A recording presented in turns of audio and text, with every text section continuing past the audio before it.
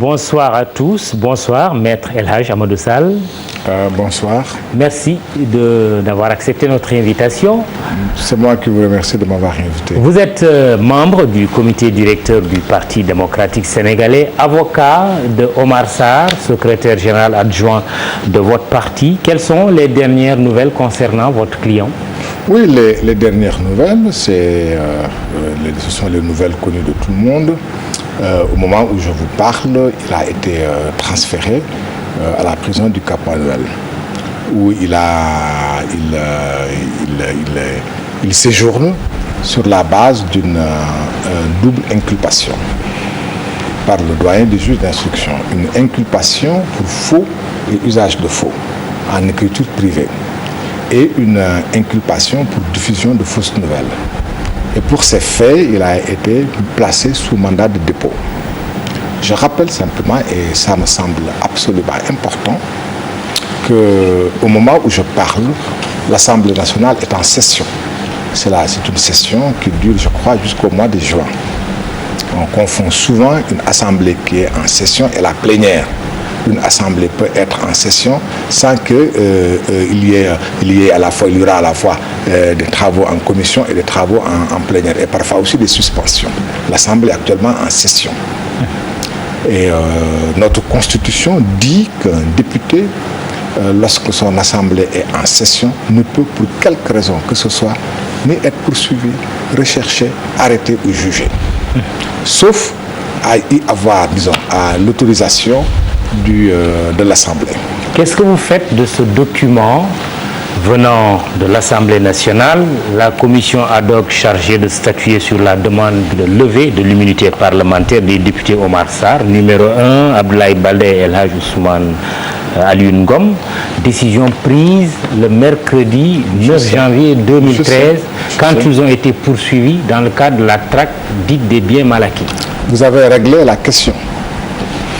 Vous avez dit lorsqu'ils ont été poursuivis pour la traque des biens mal acquis. Oui, c'est ce que dit le document. Oui. Vous savez, la levée de l'immunité parlementaire n'a pas un caractère général. Elle est très spéciale. Chaque fois qu'un député est poursuivi, une demande est faite. Et l'objet de l'immunité est limité à l'objet à la demande. L'immunité ne peut pas dépasser l'objet. C'est ça qu'on appelle que la levée de l'immunité a un caractère spécial. Chaque fois qu'un député est poursuivi, on demande la levée de son immunité parlementaire. Ce n'est pas la thèse que soutient le gouvernement. Ça, le gouvernement peut soutenir la thèse qu'il veut. Et ça fait même l'objet de débats entre juristes. Vous savez, je ne rentre pas dans ce jeu-là où on va dire que c'est un problème technique. Ce n'est pas un problème technique. Ce que je vous dis, nous avons des décisions de la jurisprudence qui le disent de façon formelle. Je vous donne le cas de la France.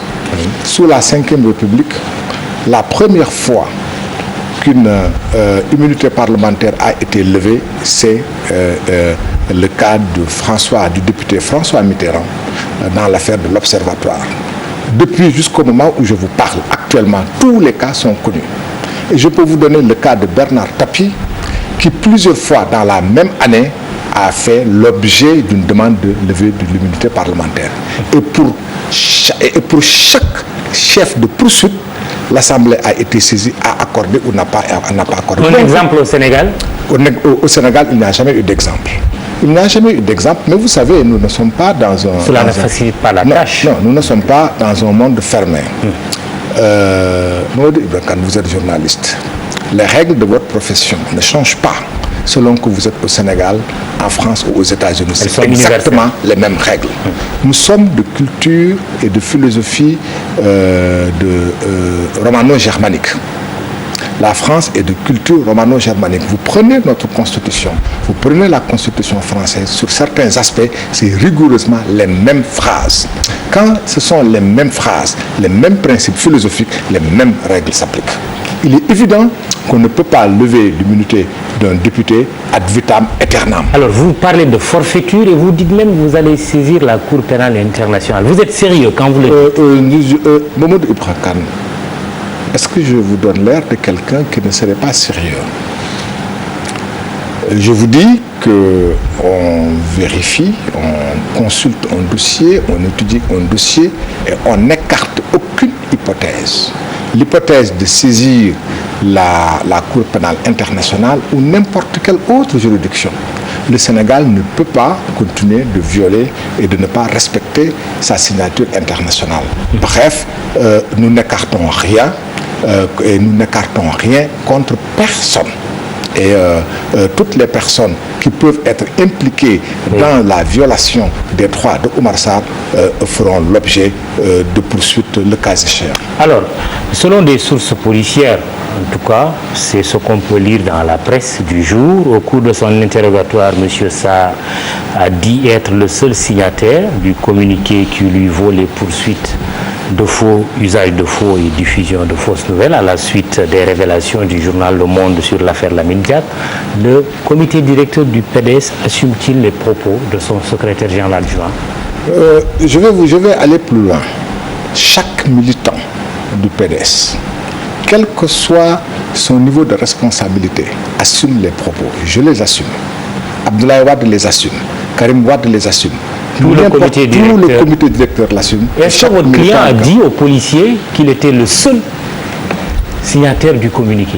Le communiqué ne peut pas être signé par 1000 personnes. Oui, non, je veux dire, avoir validé, avoir rédigé le communiqué. Je vais vous dire, je comprends où vous voulez en venir. Oui. Je vais vous dire que les statuts de notre parti sont clairs. Le secrétaire général national du PDS a compétence, en vertu des statuts, de prendre à tout moment n'importe quelle décision qui engage le parti. C'est ça notre statut. Et puisque c'est ça notre statut, à tout moment, le secrétaire général peut parler au nom du secrétaire national et au nom du comité directeur.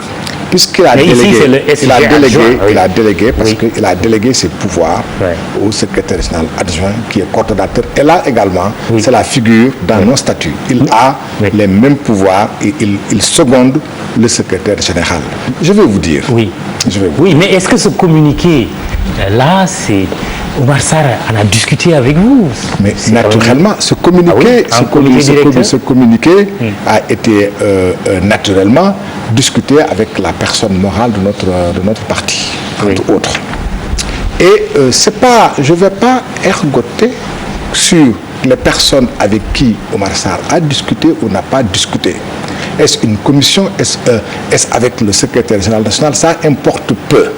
La seule chose qui importe, est-ce que oui ou non il en a les compétences? La réponse est un oui ferme, il en a les compétences. Mais encore que l'on dit qu'il a fait un faux, qu'il a signé alors que le comité directeur ne s'est pas réuni. Nulle part, il n'a été écrit que le comité directeur s'est réuni. Il a dit qu'il parle au nom du comité directeur. Et même si c'était le cas, Mamadou Ibra Kane, en quoi cela regarde-t-il le procureur de la République? Cela regarde exclusivement les militants du PDS. Très bien. Alors, quand quelqu'un dit qu'il parle en notre nom et que nous nous reconnaissons dans ce qu'il dit, pourquoi, ma foi, le mettre en prison en disant qu'il ne parle pas en notre nom? Et je termine. Parce que chaque jour que je fais, chacun des secrétaires généraux de parti, qu'il s'appelle Moustapha Niasse, qu'il s'appelle Ousmane Tanor Dieng, qu'il s'appelle Macky Sall, qu'il s'appelle Mamadou Diop Decroix ou Massamba Ndiaye, chacun, tous les jours, en fonction des circonstances, le fait. Pourquoi alors, dans ces circonstances-là, extraire de ce lot-là Oumar Sarr et le poursuivre? C'est une grave atteinte à nos droits. On va quand même rappeler que cette affaire est partie d'une autre affaire, des aveux que le président Lamine Diack, ancien président de l'IAF, aurait fait sur PV lors de son audition en France, aveux révélés par le journal Le Monde, dans lesquels il disait avoir financé l'opposition d'alors pour battre le président Abdoulaye Wade en 2012. Le nom du président Macky Sall a été évoqué. Lamine Diack lui-même a dit n'avoir jamais cité le président Macky Sall. Le journal Le Monde a reconnu son erreur, a présenté ses excuses. Est-ce que des excuses publiques peuvent être attendues justement du Parti démocratique sénégalais? Aucune excuse ne viendra du Parti démocratique sénégalais. Et je vais vous dire pourquoi. C'est le journal Le Monde qui a cité Macky Sall. Ce n'est pas moi. Ce n'est pas Oumar Sarr. même si par ailleurs le journal a dit avoir rectifié et apporté de précisions, premièrement. Deuxièmement, le journal nous donne le contenu des réponses de Lamine Diack aux questions du juge. Et là, il n'y a aucune controverse possible. Lamine Diack a bien dit, et il le reconnaît, qu'il a financé la campagne de l'opposition. Mais il a ajouté, il a cité son fils Massata Diack qui a dit qu'il n'y a jamais eu de financement, qu'il n'a jamais reçu de l'argent dans ce sens. Je dis, devant le juge, Lamine Diack a dit, et il ne le conteste pas, et personne, aucun de ses avocats ne le conteste. Lamine Diack a dit, et considérons, nous ne pouvons plus considérer qu'il ne l'a pas dit et que c'est faux. C'est établi. Il a dit qu'il a financé l'opposition en 2009 et en 2012 pour battre Abdoulaye Wade. Il l'a dit. Et moi je dis, et le PDS dit, nous sommes en droit, dans ces conditions-là et dans ces circonstances, de poser une question précise à quelqu'un qui faisait partie de l'opposition, qui était chef de parti, qui était candidat aux élections de 2009 et qui était candidat aux élections de 2012. Et nous sommes en droit de lui poser une seule question. Fait-il partie de l'opposition qui a été financée par Lamine Diack? Devrait-il être le seul à répondre à cette question? Actuellement, il est le seul de tout ce monde à avoir été élu président de la République. Moustapha Niasse n'est pas élu président de la République.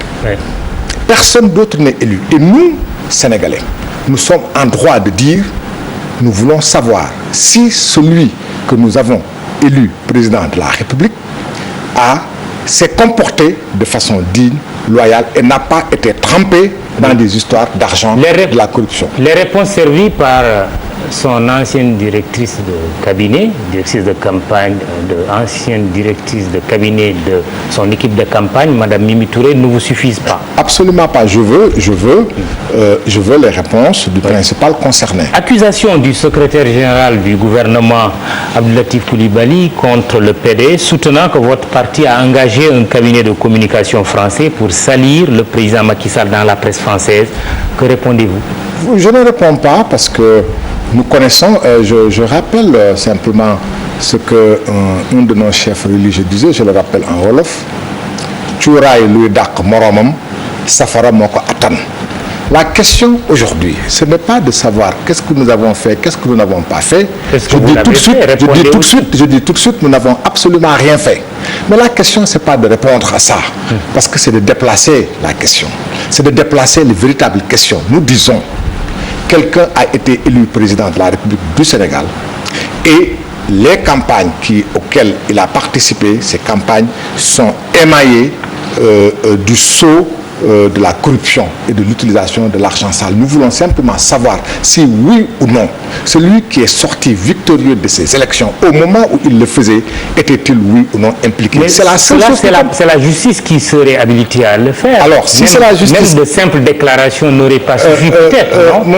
Mamadou Ibra Kane, si c'est la justice qui est habilitée à le faire, on attendra qu'en ce moment-là, lorsque les juges français, dans le cadre de leur enquête, interpelleront quelque autorité sénégalaise que ce soit, que ces autorités sénégalaises répondent pour éclairer la justice. Parce que c'est la justice aussi qui est saisie. Et là, l'opinion remarque qu'il y a de l'excès de part et d'autre, du camp de l'opposition comme du camp du pouvoir, surtout de la part de gens qui se sont fréquentés.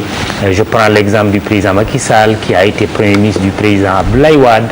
Vous-même, vous avez travaillé avec lui. Mais votre discours est teinté par l'excès de part et d'autre. Pourquoi cette sorte d'animosité? Non, il n'y a pas d'animosité, mais il y a des faits que l'on devrait rappeler. C'est M. Macky Sall, secrétaire général de l'Alliance pour la République, qui va à New York, aux États-Unis, et qui dit à ses militants, j'ai un compte personnel à régler avec le PDS. C'est le président de la République, le chef de l'État Macky Sall, qui, lors d'une conférence de presse du président de la République, répond à une question en disant: je vais réduire l'opposition, le PDS notamment, à sa plus simple expression. C'est lui qui a un problème. C'est lui qui a un compte à régler. Et c'est nous, c'est le secrétaire général adjoint de notre parti qui est en prison, c'est notre candidat qui est en prison, c'est le secrétaire général des jeunes du JTL qui est en prison, c'est le secrétaire général du mouvement des élèves et étudiants qui est en prison, c'est moi-même qui étais en prison, c'est le secrétaire général des cadres qui était en prison, c'est la responsable des femmes, une des responsables des femmes qui était en prison, et une cohorte de militants qui étaient en prison. Donc c'est lui qui règle ses comptes avec nous et pas nous qui réglons des comptes. Le retour annoncé de Maître Wade, c'est pour quand? Le moment venu, tout le monde sera informé. Mais Abdoulaye Wade est un Sénégalais, il habite le Sénégal, il rentre. Vous pourrez revenir avant la fin de cette année? Le moment venu, on vous informera. Merci. El Hadj Amadou Sall, avocat de Oumar Sarr et membre du comité directeur du Parti démocratique sénégalais. C'est fini pour ce soir, Bouba. Je vous souhaite un très bon Mawloud, une excellente soirée, excellent week-end aussi. Bonsoir.